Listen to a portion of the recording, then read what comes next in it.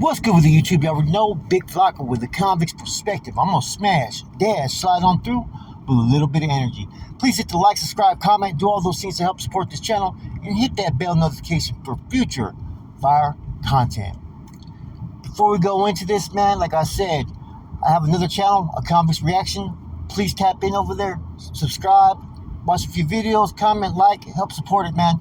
I'm also gonna be working on a third channel. I'm putting together something special. That's as you guys know, I had that Real Talk with Flacco channel that has over 14,000 subscribers.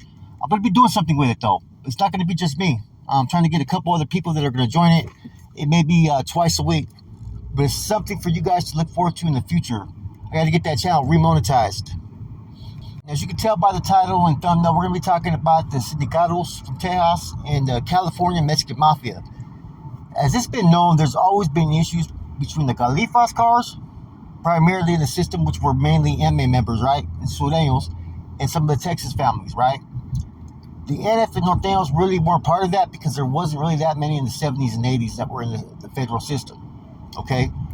Now, from a few old timers that I've talked to, right, from both the Texas side and from the MA Sureño side, the kind of the funk that had stirred the pot between some of the Texas Famas and the MA in Cali, they said it was kind of funny and it was kind of weird.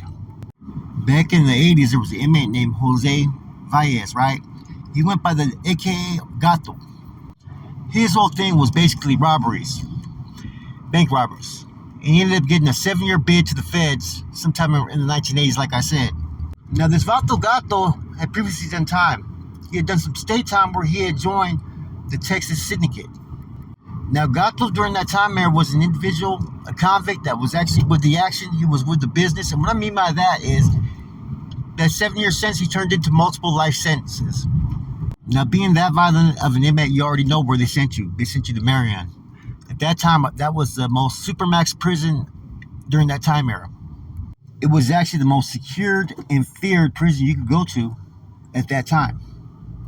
Now, while he was there in Marion, right, he pretty much started to intermingle with several California MA, to which they eventually adopted him, which at that time meant that they had sponsored him into the California Mexican Mafia. Now, this became basically a major issue because he was already made carnal with the Texas Syndicate, and now he was made as a carnal of the Mexican Mafia Cali faction. So several Texas Sindicato members had issue with this. Now, he eventually ends up in Leavenworth, right? And several of the Sindicatos, right? This is Leavenworth USP, saw him and they tried to embrace him. Gato Valles straight up told them, "Chale, yo soy M." Now, when they heard this, right, the Sindicatos did not know what to do. They were kind of taken aback by it, kind of shocked. And they told him, "Hey, we'll talk to you later." Now, apparently later came with a price because when they went to go talk, right, to Gato, the Sureños and Emeros, MA members there in Leavenworth, rushed the Sindicatos. Apparently, the leader for the Sindicatos ended up getting stabbed, an individual named Rojo. From that point forward, the MA and Texas Syndicate were locked into a war. Later on, Emero Gato stated that the TS forgot about him for years. No letters, no money, nada. And the MA shared everything with him, and that's why he became a member. Sometime in the early 2000s, Gato passed away in his cell of cancer. So yeah, this is pretty much a crazy story, man. It's the first I know of someone that went from one car, like the Texas MA, and he got embraced by the California MA. Now, as we already know, there were several individuals that used to be MA that ended up becoming NF, right? I've never heard of anybody else jumping fences within criminal organizations. Now, this one made a little bit more sense, though, because like it says, he was in the 70s with the TS and then got locked up, was in Marion, was pretty much in Supermax lockdown, and nobody reached out to him. Now, bear in mind, he had caught a serious case when he was in the feds, which ended up landing him in Marion because he was violent, caught a couple murders, a couple stabbings and whatnot. And once he got back in the back with all those medals, there was no TS back there with him. He felt forgotten. He felt like they pretty much left him to fend for himself and his own devices. Now, the only other time I know off the top of my head where an individual went from one gang to the other would have been an MA member named Sundance, who was originally an Arizona MA member, but was also originally from California too. He ended up in the California prison system, and something happened where he did something that benefited the California MA.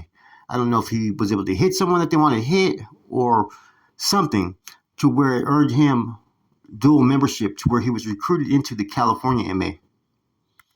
Now, for those that don't know, the Arizona MA and California MA, they're similar, but yet they're like their own entity at the same token. They were started off by individuals from California MA, yet they kind of branched off and kind of almost did their own thing, but now in the feds, they kind of run together. Like they have their own like chain of command and whatnot, structure, constitution, and whatnot. The only thing that's really the same is the name. Now with Gato, right? They must have taken a liking to him. Basically, he must have did something to win over the fellas that were there in the feds with him. And because, like I said, that's a huge commitment to make, man. Knowing that someone's part of a whole different organization, but yet they're not being embraced and acknowledged and saying, you know what, man, we want to embrace you. We're not only going to adopt you, we're going to sponsor you into this organization, man. You're part of us. And that's what clearly happened, man. It kind of makes me remember what was going on with Silencio and Huevo and, you know what I'm saying? All them that were in the back for minutes, Spanquillo, when they were on death row, they were kind of ostracized, kind of ignored. Nobody was helping them out. Same thing could be said of Gato. And there was those that were right there that embraced him. And then when they hit him up, he was like, soy metal, soy M. You know, he didn't want to be part of the TS no more. So for whatever reason, he probably felt he made all these sacrifices, cut all this time, and they didn't even reach out to him to even look after him. And see, that's what happens a lot of times, right? When people actually drop out or defect sometimes, right? It's they make these sacrifices, right? They make these choices that land them with a life sentence. And when you feel used and no one's looking after you, there's only so much an individual can take to where they finally say, you know what, enough's enough. Most of the time, people drop out. I guess you could say he dropped out, then joined a whole nother organization. Pretty much said, fuck you. So apparently, the MA felt that he was worthy to lock in and go to war over. You know, and I understand the TS side because think about it. They have their own constitution, and to abandon their organization is a death sentence. So what were they supposed to do, right? They can't just let a whole another organization say, you know what, man, fuck the TS, you come with us. That's going to have a bad look upon them, right? Especially if the consequences for his actions are supposed to be death. And so the MA already knew where they were going to stand, so that's why they decided to wage war first. Think about it. Oh, we'll talk to you later. Now, either they're going to really talk or it's going to be war. Someone at that point should have reached out to, the MA if there was a good relationship with them on that yard. This was USP Leavenworth. I don't know at this time. But a lot of things could have been kind of resolved if someone would have just reached out, maybe. Or maybe not. The consequences could have been the same. You know, and like I said, prison politics are a little bit different in the feds from what I'm learning. You know, Texas is a group to be looked at as a factor. Like I said, I've learned to really look into these organizations, and man, they have as much politics and organizations as California does, right? And they don't play around out there. So this must have been a hard situation in how they were going to have to deal with it.